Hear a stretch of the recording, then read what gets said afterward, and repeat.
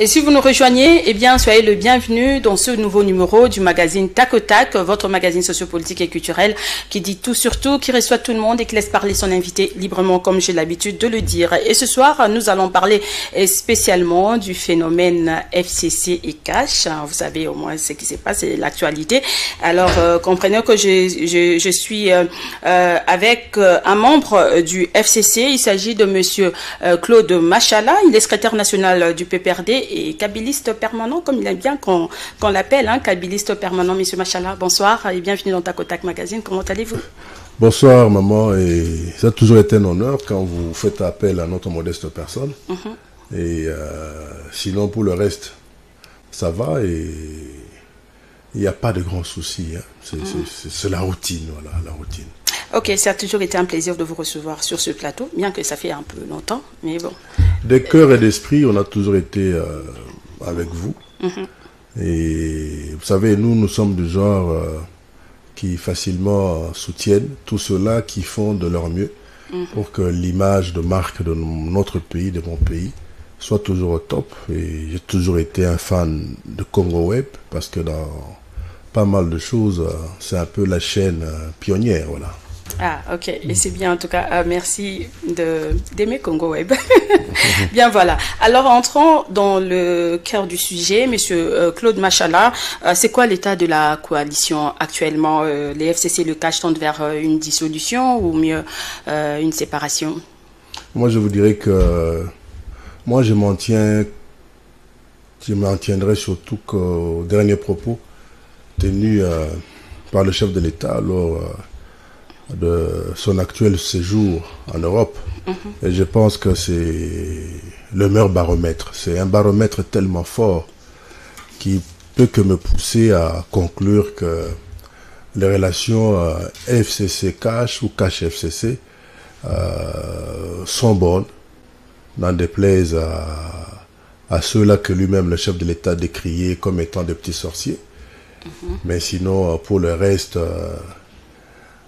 l'objectif qui s'est assigné, qu'il a signé à son gouvernement, je pense qu'il ne pourra qu'être atteint parce que son prédécesseur, Joseph Kabila Kabange, n'avait cessé de dire et de répéter que ce n'est qu'ensemble qu'on pourrait reconstruire ce pays.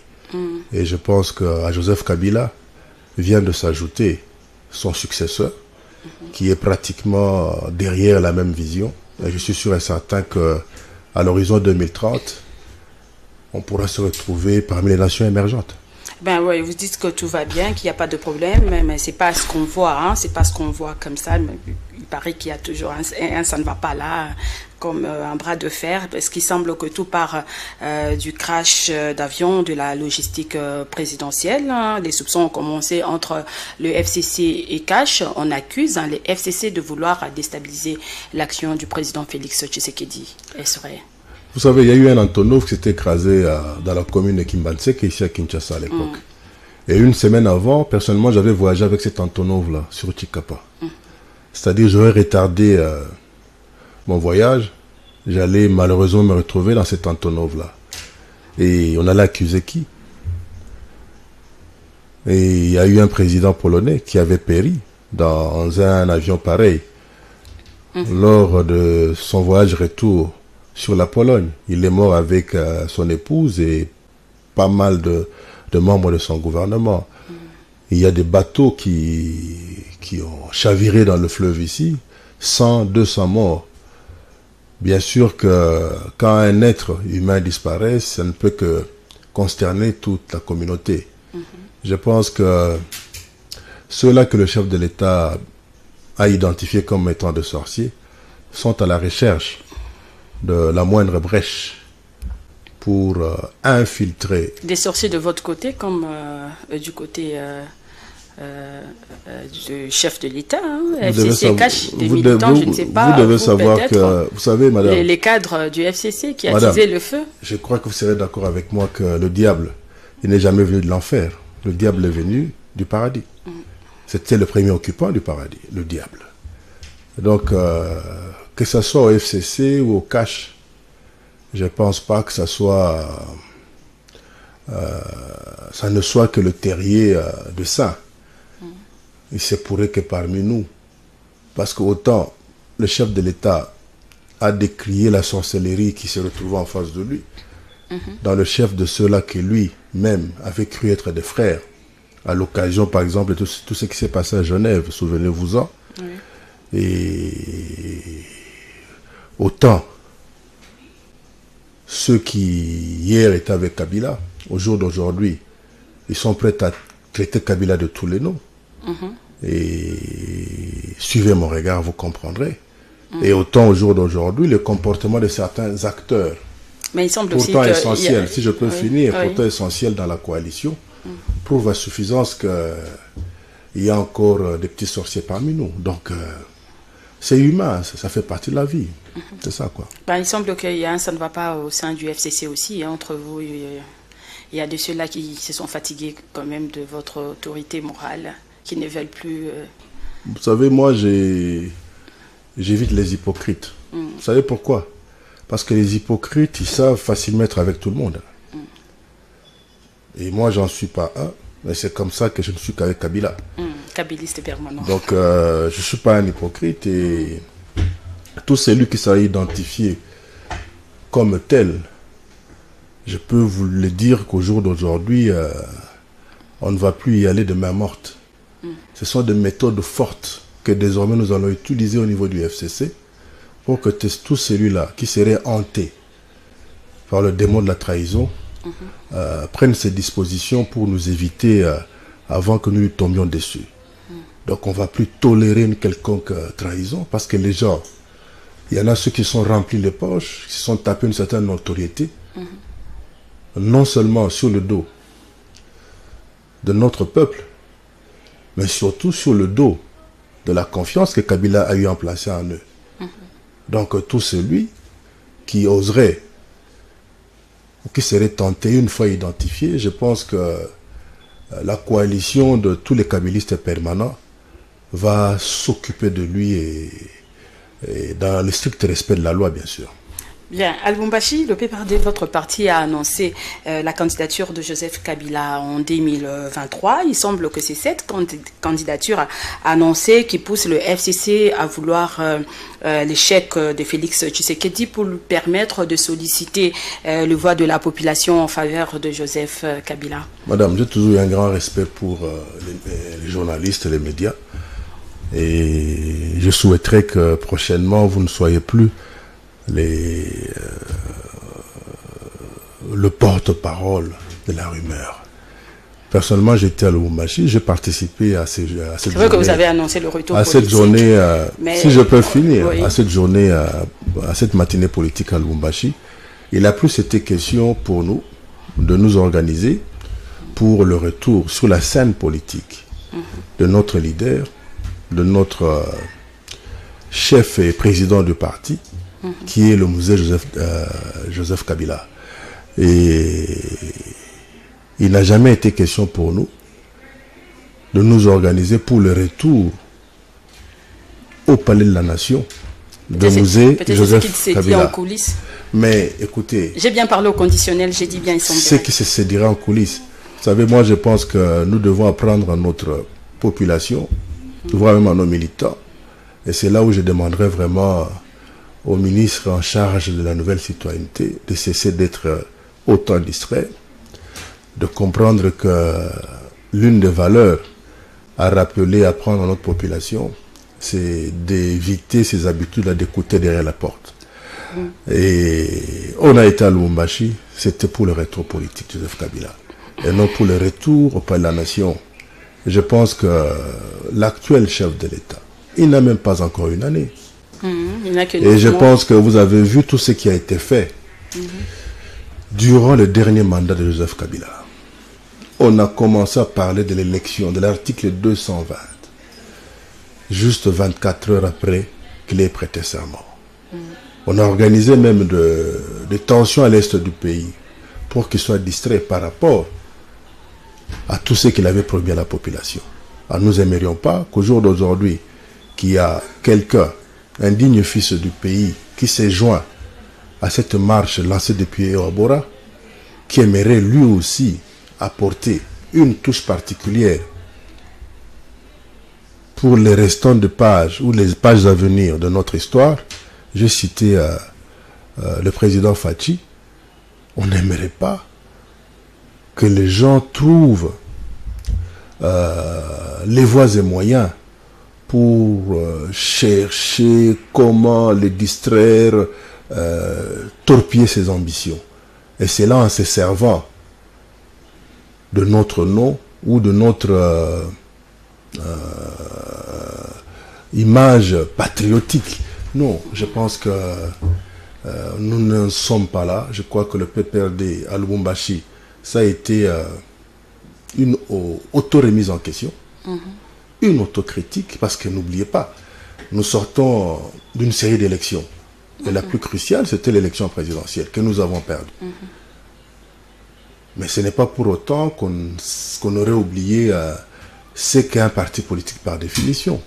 Et là, je ne pourrais que le rappeler à ceux-là qui tiennent à ce que notre population soit distraite, qu'un parti politique ou un regroupement politique, c'est un regroupement d'individus, de citoyens qui se mettent autour d'une idéologie pour conquérir le pouvoir, l'exercer et les conserver le plus longtemps possible. Autant ça l'est pour nous, autant ça l'est aussi pour nos partenaires. Mais si cela peut être fait dans le cadre d'une coalition, pourquoi pas? Et c'est ce que nous tentons de faire. Parce que n'oubliez pas, au jour d'aujourd'hui, je peux prouver que le tout premier produit Made in Congo, c'est cette alternance. C'est quelque chose qui fait mal. Vous avez organisé les élections sans appui extérieur. Vous organisez une passation de pouvoir sans bain de sang. Et l'ancien chef de l'État, il est là. De temps à autre, il est consulté par le nouveau. Ça ne peut que déranger. Oui, Fachi a dit qu'il en était fait, consultant ici, en Allemagne. Ici, il y a des choses qui énervent les impérialistes et leurs laquais.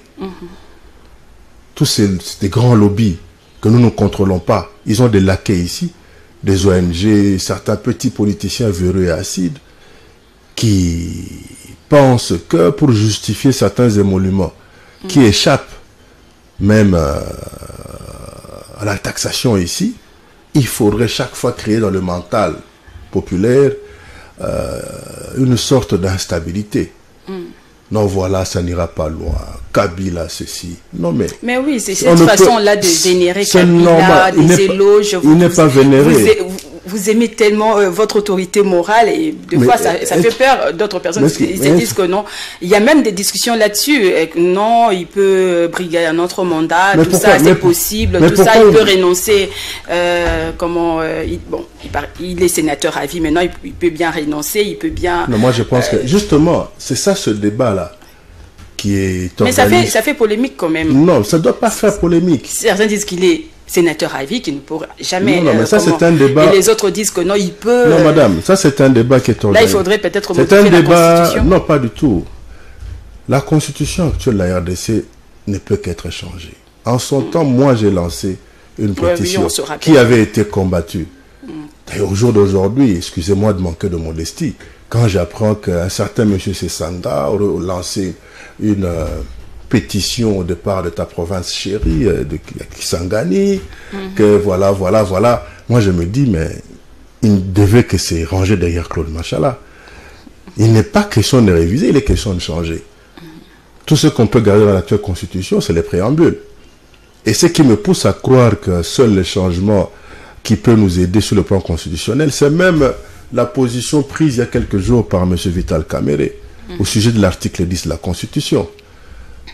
Dieu merci que c'était sous son mandat au Parlement qu'il y eut le fameux moratoire. Mais ce moratoire ne s'est jamais substitué ni à la Constitution, encore moins à cet article-là. Donc tous les 229 articles de la Constitution continuent à avoir la même quantité et qualité de respect. Et pour en venir au débat sur Joseph Kabila, c'est un citoyen congolais. Vous savez ailleurs, Sarkozy, mais Nicolas Sarkozy n'avait-il pas tenté de revenir aux affaires? N'eût été qu'il fut cassé au niveau des primaires, au niveau de son regroupement politique. Là, ça ne dérange pas.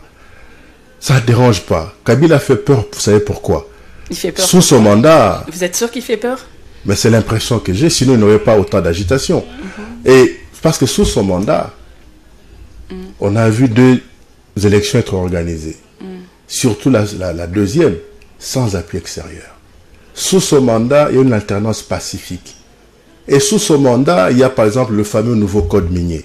Et tout ça, ça dérange. Vous savez, l'autre fois, j'ai rigolé. Le fameux Vietnamien naturalisé américain qui, il s'appelle Pat something like. Pat Pam, Peter Pam. Ouais, Peter Pam. Ouais. Mais ce monsieur oublie tout ce que les Américains ont fait dans son pays d'origine, le Vietnam.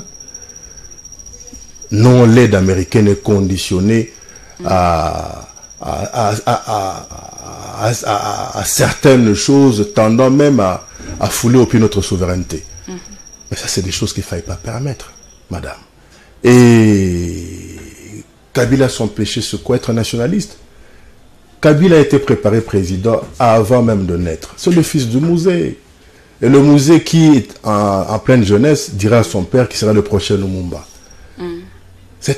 Kabila, c'est un Kadogo qui s'est amélioré au fil du temps, au fil du jour. Il a sacrifié quelque chose que beaucoup parmi nous ici n'avons pas fait, ne feront pas. Je pense que ce n'est pas que tous les mérites lui reviennent. Puisque l'œuvre qui fait vivre au jour d'aujourd'hui notre pays, c'est une œuvre commune. Une œuvre mise sur pied par le président Fachi et lui-même, le musée Joseph Kabila Kabange. Donc nous avons intérêt à soutenir ces futurings qui longtemps va dominer à la tête des hit parades politiques en Afrique. Je crois que vous avez intérêt à soutenir parce que ce ne sont pas vraiment de bonnes guerres. Hein. Le peuple congolais n'a pas besoin de ça. De la paix, je pense que oui. Et la paix... Ça ne profite pas... Non, ça c'est un discours justement dangereux. C'est un discours qui ne va même pas dans le sens de l'appréhension ou de la démarche même du chef de l'État. Suivez ses propos en France et avant-hier et hier en Allemagne. Vous allez voir que ceux-là qui prétendent que cela ne soit pas en faveur de la RDC et de son peuple naviguent à contre-courant par rapport à la démarche du chef de l'État. Donc c'est pour vous dire que même lui-même il a compris. Comme le disait son prédécesseur, ce n'est qu'ensemble. Et d'ailleurs, je crois qu'autrefois, le chef de l'État a eu à dire que ce n'est que quand on arrive à ce niveau de responsabilité que l'on comprend que certaines de nos prises de position antérieures n'étaient bourrées que de préjugés. Alors, émancipons-nous, comme lui l'a fait. Ça nous coûte quoi? Je pense que pour l'intérêt supérieur de notre pays, nous avons intérêt à tous nous émanciper. Souvenez-vous encore, à l'occasion de son discours d'investiture, n'eût-il pas répété aux oreilles de Joseph Kabila que moi j'étais un de vos farouches adversaires. Voilà. Comme moi aussi, Claude Machala. Comme moi aussi, Claude Machala. J'en fus un par rapport à Lufachi. Il est question d'assumer. Mais du moment qu'il y a l'intérêt de la communauté qui prime, on doit se faire quelque part harakiri.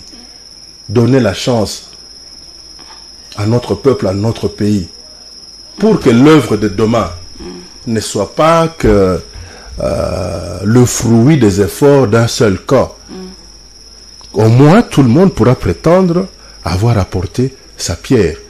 Et ça sera une fierté pour nous tous. C'est ça. Oui, et M. Machala, alors, qui pensez-vous de la colère de l'UDPS? Jean-Marc Aboun prévient le FCC de fuiner dans les passés. Et si le pouvoir de Tshisekedi fuiner dans les passés, personne ne survivra, dit certaines opinions. Votre commentaire? Je pense que si on devait fuiner dans le passé, je crois que Kaboun serait le tout premier à se retrouver dans le fleuve en train de nager pour rentrer jusque vers le Kasaï. Je pense que si. Je crois que ça a été tout à fait irresponsable pour quelqu'un qui occupe des fonctions à ce niveau-là de pareils propos. Et c'est là où je continue à en appeler à la bonne conscience, tout en souhaitant que cela ne pourrait pas affliger notre coalition. S'il fallait refaire un casting et proposer mieux à ce niveau de responsabilité, je crois qu'il est encore temps. À moins que l'UNC et l'UDPS puissent organiser une sorte de rééducation de leurs poulains, de leurs pions, à ce niveau-là, sur le plan politique, je veux dire, et en lui greffant même une maturité que l'on pourrait emprunter quelque part, pour que désormais qu'ils comprennent qu'il ne peut pas à tout moment aller en contradiction avec les propos et la démarche de son chef. Et c'est là où, parce qu'en suivant Félix en Allemagne, en France, avec ce qui se passe ici, c'est vraiment tout contraire. C'est là où je me dis, c'est comme s'il y a un ça ne va pas. Autant le chef de l'État a eu à dire qu'il pensait avoir en face de lui des frères, ce n'était que de sorciers, Bandoki.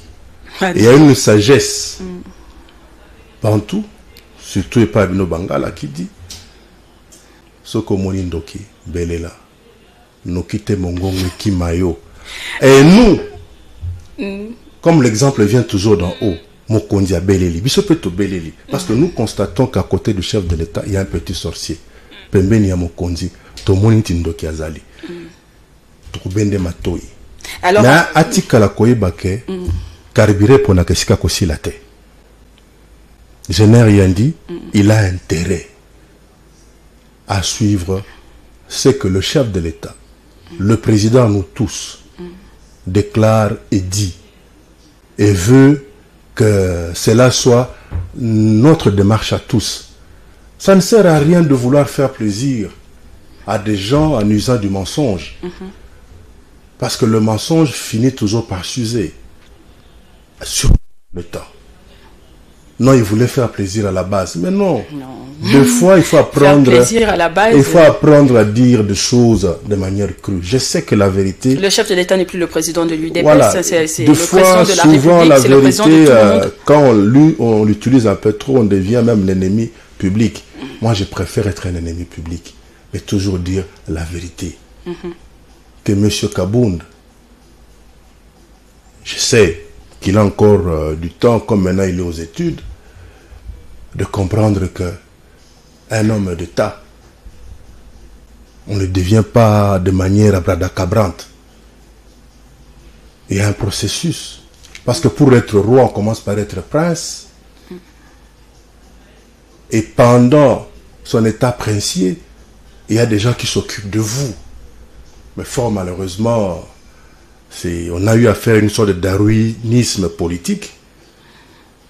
Monsieur est apparu, c'est à croire que monsieur est apparu à ce poste-là, paf, il était là, premier vice-président. Et le reste, il devait apprendre tout à ce niveau-là. Je crois qu'aux amis de l'UNC, de l'UDPS, de voir si dans la crème qui est la leur, ils ne savent pas trouver une solution de réchange, alors rééduquez votre poulain, c'est tout. Alors, en réaction au propos de Jean-Marc Kabound, certains cadres du FCC lui ont demandé de démissionner de son poste du premier vice-président de l'Assemblée nationale. C'est désormais un peu une logique du bras de fer? Non, ça n'a rien à voir avec quelconque bras de fer. Ça, c'est... vous savez... Et pourquoi lui demander de démissionner? Mais face à une immoralité, c'est être homme d'État. Face à une immoralité, vous faites quoi? Vous vous retirez. Vous vous retirez. Quand vous savez, il y a une autre sagesse qui dit, il ne faut jamais scier la branche sur laquelle vous êtes assis. Vous savez, il y a un système politique tout à fait inédit ici en RDC, où ceux qui ont la majorité parlementaire acceptent de tout partager. C'est inédit. C'est nous qui avons fait de lui premier vice-président. Ah, c'est vous du FCC. Mais oui, il est là, je le dis. En les regardant droit dans les yeux.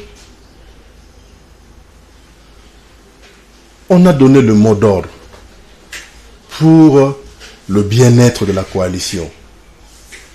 Et en politique, à ce niveau-là, l'ingratitude n'est pas comme si c'est le FCC qui dirigeait tout. Non, ce sont des principes démocratiques. Sinon, prochainement, quand il y a des arrangements à faire, on fera comme dans les grands matchs de football, ou dans les grands championnats. Il y aura à chaque fois qu'il y a une négociation, une assistance vidéo. Ah oui, il nous faudra une assistance vidéo aussi en politique. De façon à comprendre qui est qui a fait quoi. Ah bon, en tout cas, on aimerait bien, hein, nous. Il faudrait qu'il y ait désormais une assistance vidéo, parce que ce que j'ai suivi comme déclaration de ce monsieur, je l'appelle monsieur parce que je suis bien élevé, m'a fait froid au dos. C'est de la méchanceté vis-à-vis même de la base. Il ne faut pas pousser les enfants des autres à la bêtise. Mais vous avez aussi répliqué, non, vous du FCC? Vous avez dit que chez vous, il y avait que des intellectuels et tout ça, qui doivent retourner à l'école, tout ça, vous avez dit de choses. Non, ça, moi, je ne souscris pas à cela. Dire qu'il n'y a que des intellos. Être universitaire ne fait pas de vous nécessairement un intello. Ah ben, c'est ça, c'est ça. Vous savez, aujourd'hui, on a des universitaires illettrés ici. Des gens qui passent tout leur temps. Des intellectuels qui étaient là pendant, vous étiez là 18 ans, mais bon. Écoutez, avec 18 ans, ce qui est grave avec, ce que j'admire en vous autres qui au jour d'aujourd'hui jouez un peu au porte-parole de la radio trottoir. Je ne sais pas si vous serez rapporteur même de certains parlements debout. Je voulais juste vous dire ceci. Nous avons un œil regardant sur tout ce qui s'est passé. Mais voilà, mais ce que j'apprécie, c'est surtout votre dernière fonction là que je viens de mettre sur la place publique, rapporteur de parlement. Non, nous ne sommes pas rapporteurs. Je voulais juste dire ceci. Je voulais juste dire ceci. Rectification. Non, je voulais juste vous dire ceci. Dire que, moi je veux juste vous dire ceci. Arrêtez de croire que c'est parce qu'on est à l'université qu'on est un intello. Non.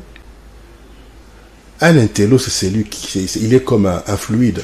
C'est quelqu'un qui sait prendre la forme de tous les récipients dans lesquels il se retrouve. Un universitaire, c'est celui qui est carré, qui, au-delà de son diplôme, ne voit pas autre chose. Vous savez, le premier roi ne fut pas prince. Ceux qui inventèrent l'écriture, avaient-ils été à l'université? Je ne pense pas. Eh bien, alors je voulais juste dire ceci, madame. Évitons de vouloir donner de la pondération à tout cela ou à tout cela qui cherche à nous diviser. Monsieur Kaboun l'appelle encore monsieur, par respect pour vous surtout. Mais votre guerre, le conflit vient de l'intérieur. Non, nous on ne fait qu'observer. À tenir des propos qui ont énervé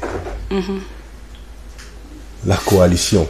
Mais Dieu merci, le garant numéro 1 de la coalition, qui est le président Fachi, nous l'avons tous suivi, en France et en Allemagne, et c'est chaque jour que nous suivons l'autre garant de cette coalition, qui lui s'exprime plus par un silence. Et dites-nous rapidement, M. Macha, si les bras de fer aujourd'hui s'engageaient entre le FCC et le CACH, qui gagnerait et qui échouerait?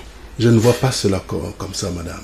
Vous savez, même dans un couple, on dit toujours c'est pour le meilleur et pour le pire. L'homme qui on dit que votre mariage, c'est un mariage contre nature, hein, il paraît. Il y a trop de problèmes. L'homme... Papa est nabana, maman est nabana, mais bana bazo linganate. C'est ça le problème. Dieu merci qu'à notre arrivée dans la maison, il n'y avait pas d'enfant. On dirait seulement ceci. À l'homme, on dit toujours, il quittera sa famille. Et la femme fera de même. Et ce n'est que normal quand on se met ensemble. Chacun vient avec sa petite éducation. Il faut trouver maintenant la moindre... Donc, comment ça se dit Mais c'est pas facile. C'est très facile. La coalition. C'est un système inédit, madame. C'est normal. Il y a vous n'arrivez toujours pas à vous mettre vraiment d'accord. Il y a toujours il y a toujours des écervelés. Hein? Il y a toujours dans la belle famille de la femme une belle soeur, si pas une belle mère, qui n'apprécie pas.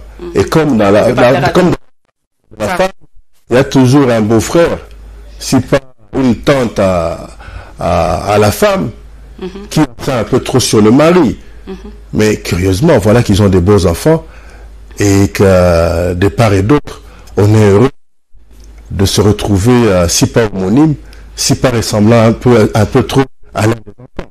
Donc, nous devons tous nous battre pour que ce couple demeure. C'est ça notre intention. Mais posons la question de savoir, ça va profiter à qui? Un divorce, mais ça profitera à la balkanisation. Ça va profiter à des individus aussi gros comme Peter Ham. Et c'est un compliment que je lui fais. Il a eu à tenir sur la RDC. C'est un partisan de la balkanisation. N'oubliez pas tout ce qu'il a eu à écrire à l'époque. Il travaillait pour la CIA. Et rapidement, voilà. que pensez-vous de toutes ces personnes-là qui pensent ou qui disent que le FCC fait opposition à Félix Tshisekedi et que vous êtes des partenaires de la Mouka? Rapidement. Vous savez, trouvez-nous mieux. Dans la Mouka, qu'est-ce qu'il y a dans la Mouka, madame? Rapidement. Dans la Mouka, je pense qu'il y a un monsieur qui est en train de faire une dépression, en pensant que, jusqu'à preuve du contraire, c'est lui qui devait être, je crois, sur le boulevard Tchatchi. Il y a un repris de justice. Il y a un ancien premier ministre au passé peu glorieux, à moins que Jekoko Mouloumba ait changé d'avis. Et puis vous avez un monsieur qui continue à faire la guerre à l'article 10 de la Constitution de mon pays. Dites-moi, qu'est-ce qui reste encore dans la Mouka? Matungulu a pris la poudre escampette. Donc vous n'êtes pas... Bref, partenaire de la Mouka, non, il n'y a rien de... Ça n'a rien à voir. Nous n'avons qu'un seul partenaire, c'est le peuple. Le peuple, oui. Ouais, c'est tout. Ah, ok. Alors, un petit mot, un petit commentaire. Nous avons appris que l'ONG, la Human Rights, demande à ce que l'Union européenne puisse ajouter le nom de Joseph Kabila dans sa liste. On sera plusieurs, je crois, sur cette violation des droits de l'homme. On sera plusieurs sur cette liste-là. Déjà, le fait de se permettre un pareil langage, c'est déjà une violation des droits de l'homme. Bah, contrairement à Félix Tshisekedi. Oui. Non, s'il vous plaît, ne substituez pas notre chef de l'État à cette ONG de bas caniveau-là. Donc, s'il y a des noms ajoutés, je crois que je serai parmi les volontaires qui aimerait bien voir aussi son nom être ajouté. Parce que déjà, le fait de citer Kabila, c'est déjà une violation des droits de l'homme. Parce qu'il y a ce qu'on appelle la présomption d'innocence, qui n'est pas une faveur, qui est un droit.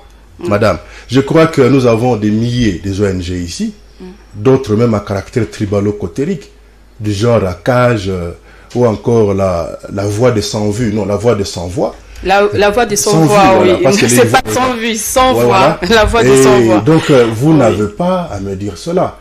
Et s'ils pensent qu'en le faisant, ils feront encore détester Kabila, ils doivent savoir que les monuments, et ça sera aussi votre le monument du soldat inconnu est souvent plus fleuri que tous les autres monuments dans un pays. Donc, on n'a pas besoin d'un Kabila héros, on a juste besoin d'un Kabila patriote. Merci. Et ça, il est. Merci beaucoup, Monsieur Claude Machala. Ça sera tout. En tout cas, merci de répondre à notre invitation. Je rappelle que je recevais pour vous ce soir Monsieur Claude Machala, kabiliste permanent. Il est aussi secrétaire national du PPRD. En tout cas, merci d'être venu. C'est moi qui vous remercie, madame, pour l'honneur. C'est la fin de cette émission, mesdames et messieurs. Merci à vous de l'avoir suivi. Au revoir et à très bientôt.